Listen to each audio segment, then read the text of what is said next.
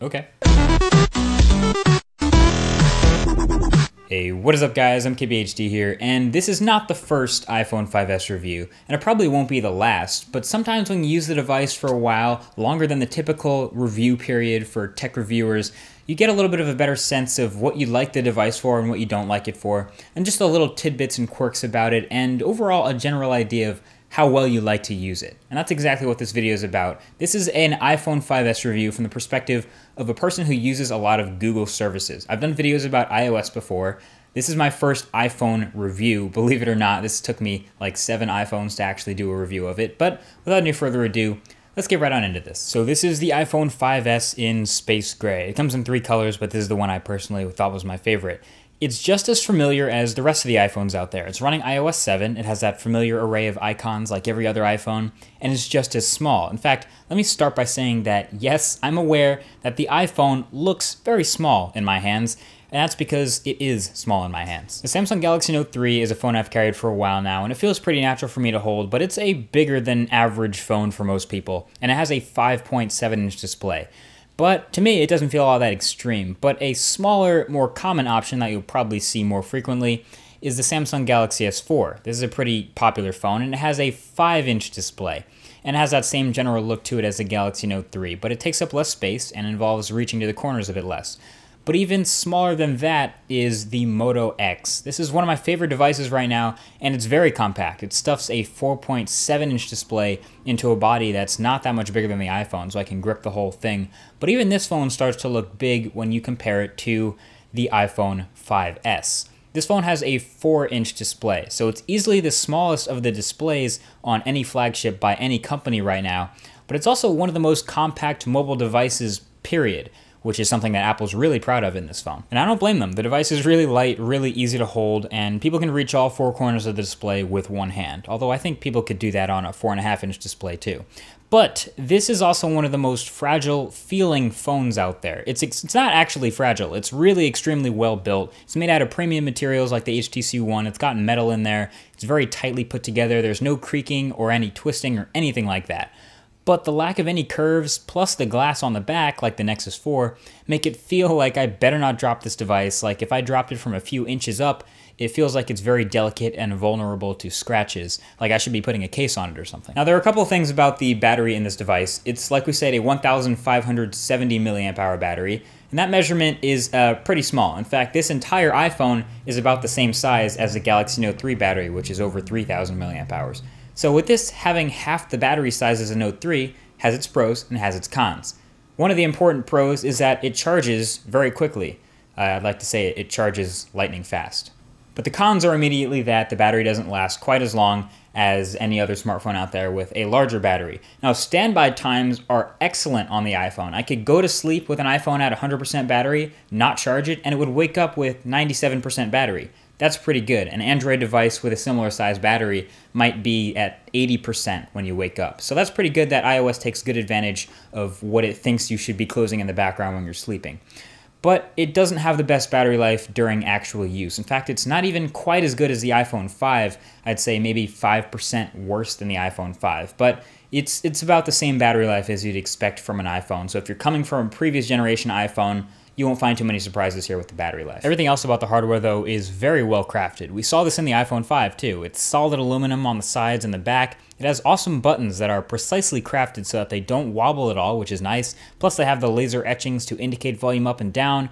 The chamfered edges are angled ever so slightly inwards. The headphone jack and the lightning port are on the bottom with the precisely milled speaker grill holes. I mean, I don't think it's just about how all of this is in such a small package that makes it a little difficult to appreciate it all, which is why I think the HTC One still feels just as good in the hand. Now, the speakers on the bottom of the iPhone are one of the more interesting parts of it. I expected them to be really good, but check this out. There are 2 speaker grills at the bottom of the iPhone. That looks great. It looks like stereo speakers. But it's actually just a single driver. The right-hand side sort of echoes over to the left-hand side. So if you cover up the left-hand side, you will hear no change in the sound. But if you cover up the right-hand side where the driver is, you can completely mute the speaker. So you have to be sure not to do that by accident. I'll give you a sample of the sound.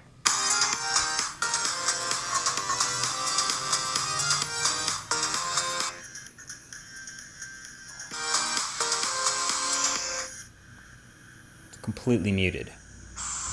Well, anyway, like we've said, the iPhone has obviously familiar hardware on the outside, but what about the inside? Because that's where the main change came from between the 5 and the 5S. Now, if you thought the Moto X was a consumer-oriented device that didn't care about specs and targeted the average consumer, wait till you see the spec sheet of the iPhone 5S. It has, on paper, the same specs as, literally, not even exaggerating, a flagship from 2011. Meet the Samsung Galaxy S2. Release date, April 2011. Inside, it had a dual-core 1.2 GHz chip, 1 GB of RAM, 32 GB of storage, an 8-megapixel camera, and a 1650 mAh battery.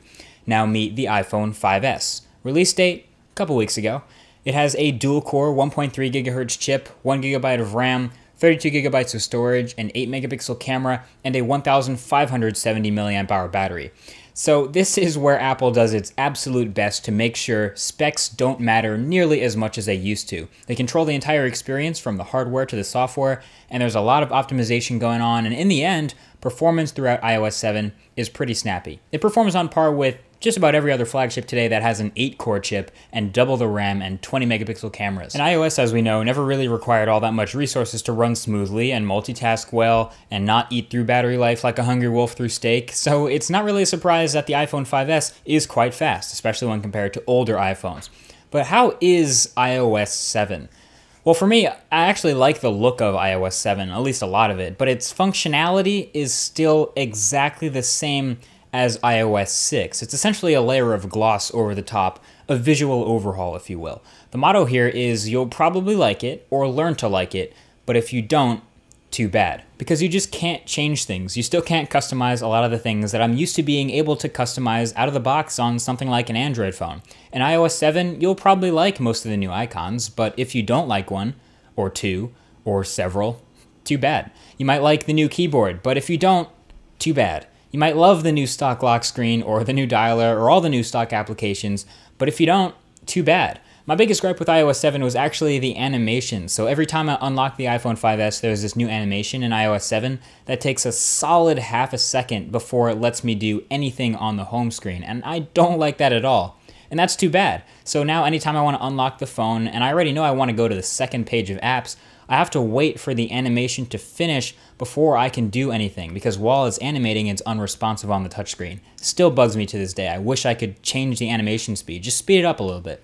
There's also a lot of weird little bits of fragmentation, like with the keyboard, for example, where if the app you're using isn't updated for iOS 7, it doesn't get to use Apple's new keyboard. It'll use the old iOS 7 looking keyboard, which creates a bit of visual inconsistency, and that will, I guess, be a bit of a mess until app developers get on the case and update their apps for the new OS. But overall, yeah, I like the look of a lot of iOS 7. I think it's quite nice in a lot of areas that aren't the icons on the home screen, but the functionality I still have problems with, and those still remain, and that's too bad. Now, outside of this, of course, iOS is still a great choice for a lot of people, and that obviously won't change. I mean, 10 million people bought this phone the first weekend it was available, so it's clear that people love it and want it. As a Google service user with stuff, you know, like Gmail, Google Drive, Google Calendar, tasks, etc., you can get most of the core stuff you need and get away with it from the App Store, so the situation is really not that bad at all.